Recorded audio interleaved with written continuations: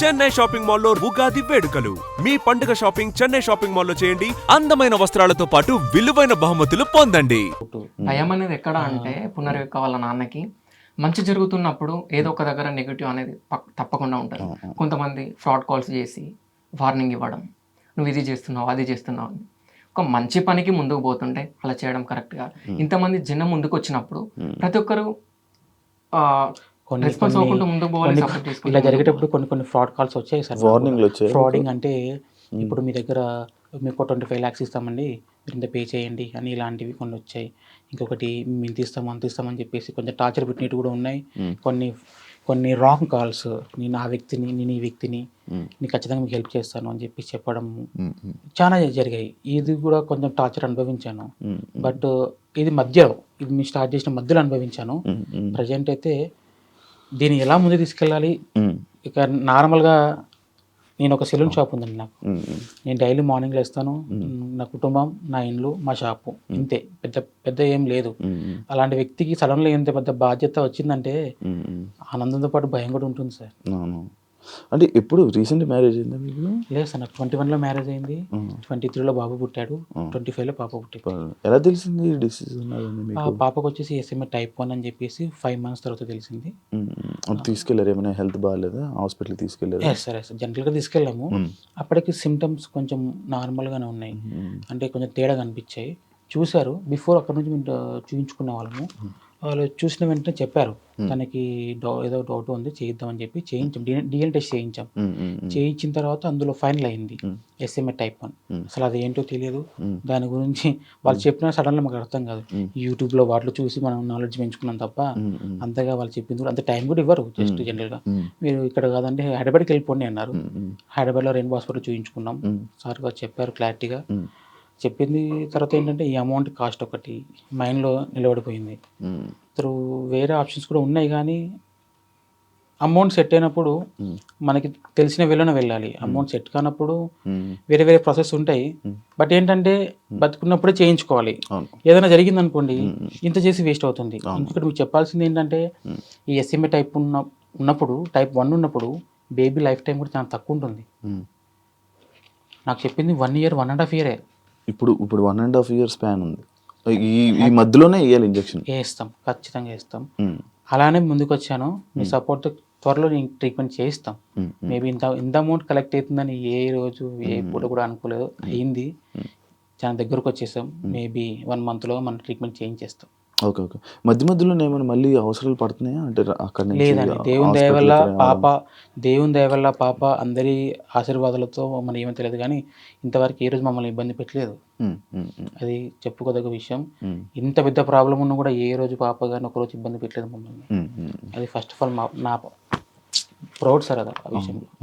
ఎంతమంది సెలబ్రిటీలు ఫోన్ చేశారు మామూలుగా? సార్ నేను చెప్పాను కదా, సెలబ్రిటీలు చేస్తున్నారు, రాజకీయ నాయకులు చేస్తున్నారు, కామన్ మ్యాన్లు చేస్తున్నారు, తెలియట్లేదు. ఫోన్ ముట్టుకుంటే షెవరింగ్ అవుతుంది సార్ నా చెయ్యి. వైబ్రేషన్, రేడియేషన్స్ వల్ల ఇట్లే number of phones, one side crowd fund ఇట్లా జరుగుతున్నాయి. ఫోన్లు వస్తున్నాయి, 2-3 ఫోన్లు కూడా. అది లైవ్లో ఎక్స్పీరియన్స్ చేశారు. అది ఇప్పుడు ఫస్ట్ టైం అన్ని ఫోన్లు అంత హ్యాండ్లు. సార్ ప్రతి వ్యక్తి అమౌంట్ వేసానని, అమౌంట్ పడిందా అని, మీరేనా కాదా అని, మీరైతే పాపం చూపియండి అని, నిజమేనా కాదా అని, మేము ఇంత చేస్తామని, మేము పలానా చోటు నుంచి చేస్తున్నామని, మేము హెల్ప్ చేస్తామని, మేము క్రౌడ్ ఫండింగ్ చేస్తామని కొన్ని వేల ఫోన్లు వచ్చాయి. నన్ను చాలా మంది తిట్టుకొని ఉంటారు. ఎందుకంటే ఒక గంటకి ఒక 10-20 కాల్స్ మాట్లాడతాం. అందులో దగ్గర 100-200 కాల్స్లో మిస్ అవుతాం.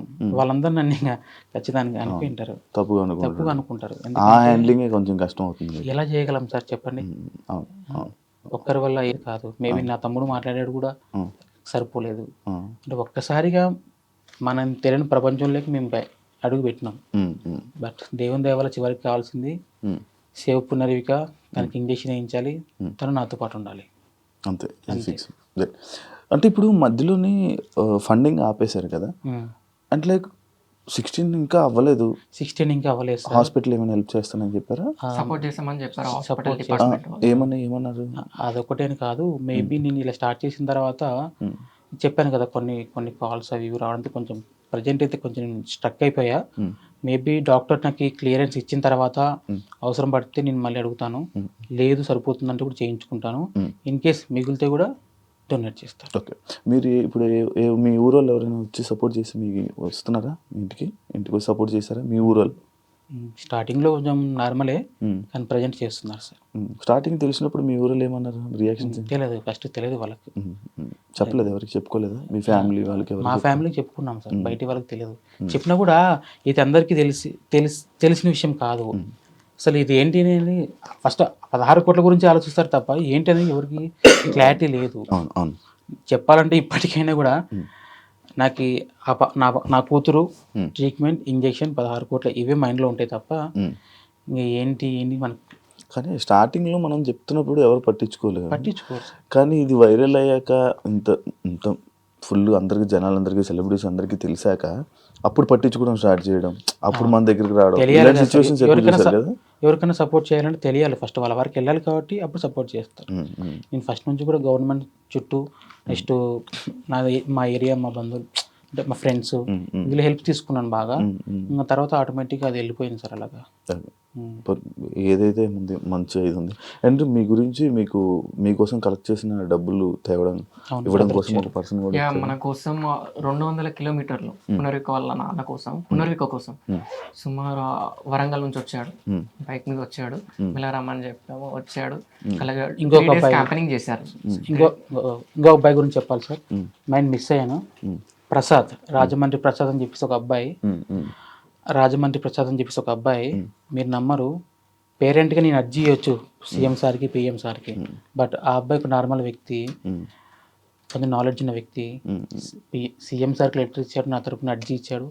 డైరెక్ట్ ఢిల్లీకి వెళ్ళి కూడా తను లెటర్ ఇచ్చాడు. అంటే జనరల్గా పక్కింటి వాళ్ళకి ఏదైనా తిరుగుతూనే మనం పక్కకి వెళ్ళిపోతాం.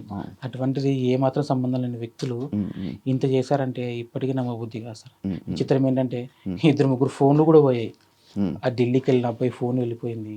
నెక్స్ట్ సీన్ ఒక అబ్బాయి సైకిల్ యాత్ర చేసిన అబ్బాయి తిరుపతిలో ఫోన్ కొట్టేశారు. ఫోన్ లేనిదే ముందుకు వెళ్ళలేని సిచ్యువేషన్. కానీ ఆ అబ్బాయి ఎంత తిప్పలు పన్నాడో ఏమన్నాడో తెలియదు, కానీ చాలా హెల్ప్ చేశారు సార్ నాకు. Okay, super. అసలు అలా రావడమే గ్రేట్, ఆ మనసు రావడం అసలు ఇదే సార్, ఇదే ఎగ్జాంపుల్ మానవత్వం ఇంకా బతికి ఉంది అనే దానికి బెస్ట్ ఎగ్జాంపుల్ మా పాపే. అంటే ఇప్పుడు మిగిలిన డబ్బులు కానీ లేకపోతే మిగతా డబ్బులు అయితే మొత్తం మిగతా వాళ్ళకి మీరు ఫండ్స్గా ఇచ్చేస్తాను అంటున్నారు? ఖచ్చితంగా. ఒక్కసారి మా పాప ట్రీట్మెంట్ అయిన తర్వాత పబ్లిక్లో నేను అనౌన్స్ చేస్తాను. ఇప్పటిదాకా ఎంతైతే అమౌంట్ కలెక్ట్ అయిందో ప్రతిదీ అకౌంట్లోనే ఉంది, మనమేం చేతులు మార్చట్లేదు. ఎవరైనా వేస్తే కూడా అకౌంట్లోకి ఇస్తున్నారు. మేబీ కొంత అమౌంట్ ఇచ్చినా కూడా దాంట్లో అకౌంట్లోకి డిపాజిట్ చేస్తాం తప్ప మనం ఏం ఇంతవరకు పబ్లిక్ అమౌంట్ ఏది మిస్యూజ్ చేయలేదు. ఎందుకంటే చేస్తే అది ఎక్కడికి వెళ్తుందో ఎంతో కొంత నాలెడ్జ్ ఉంది. అందుకే ఎవరేమనుకున్నా కూడా నాకు మైండ్ కావాల్సింది ట్రీట్మెంట్. ఇన్ కేస్ ట్రీట్మెంట్ అయిపోయిన తర్వాత అమౌంట్ మిగిలిన కన్ఫామ్గా పబ్లిక్లో అనౌన్స్ చేస్తాను, దాపరికం ఏం లేదు. ఎందుకంటే చెక్ చేసిన కూడా క్లారిటీ ఉండాలి. ఇప్పుడు ఎక్కడి నుంచి వస్తుంది ఇంజెక్షన్? యుఎస్ నుంచి, బయట కంట్రీస్ నుంచి వస్తుంది. స్విట్జర్లాండ్ అని చెప్పారు. లేదు, కొన్ని ఉన్నాయి, మేబీ 1 కంట్రీ అని చెప్పడానికి లేదు. వాళ్ళు మాట్లాడుకొని మనకి క్లారిటీ ఇస్తున్నారు. ఓకే, ఎన్ని రోజుల్లో వస్తుంది అంటే ఒకవేళ? మేబీ ప్రాసెస్ స్టార్ట్ చేసిన ఒక 2-3 వీక్స్లో చేస్తుంది. ఇప్పుడు స్టార్ట్ అయిపోయింది ప్రాసెస్? లేదండి, ఇంకా ఎస్టిమేషన్ క్లారిటీ ఇస్తామన్నారు, చెప్పాం. ఈ విధంగా దానికోసం వచ్చారా?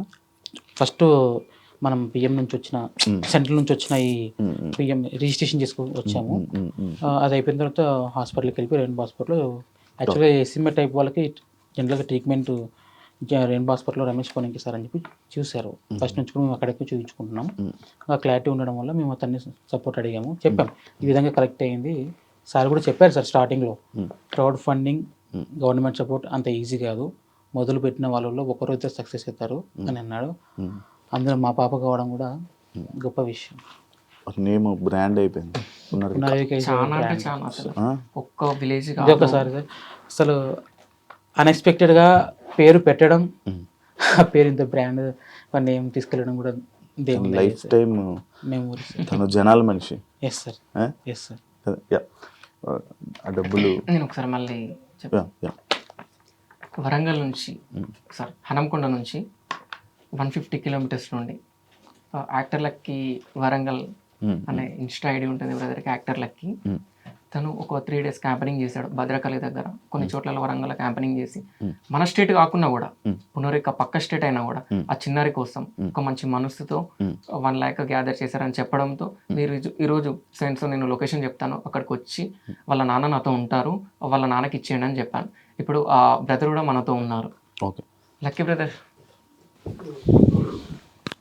థ్యాంక్ యూ నా వంతు చూసిన అన్న నేను. Thank you thank you. నేను ఇంకా చాలా చేద్దాం అనుకున్నా, కానీ మీరు ఒకటేసారి మీ వీడియో చూసిన, బ్రదర్ వీడియో కూడా చూసిన, ఫండింగ్ ఆపేయండి అని చెప్పేసి నేను ఎంతవరకు హెల్ప్ చేయగలను అంతవరకు హెల్ప్ చేసిన అన్న.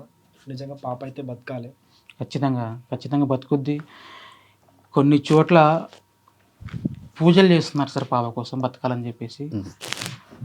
కొన్ని చోట్ల పూజలతో పాటు హోమాలు చేస్తున్నారు. క్రిస్టియన్స్ అయితే చర్చిలో మొక్కుంటున్నారు, ముస్లిమ్స్ అయితే మసీదులో మొక్కుంటున్నారు, హిందూస్ అయితే గుడికి వెళ్ళి పూజలు చేయిస్తున్నారు. ఏ జన్మలో చేసుకున్న పుణ్యమో కానీ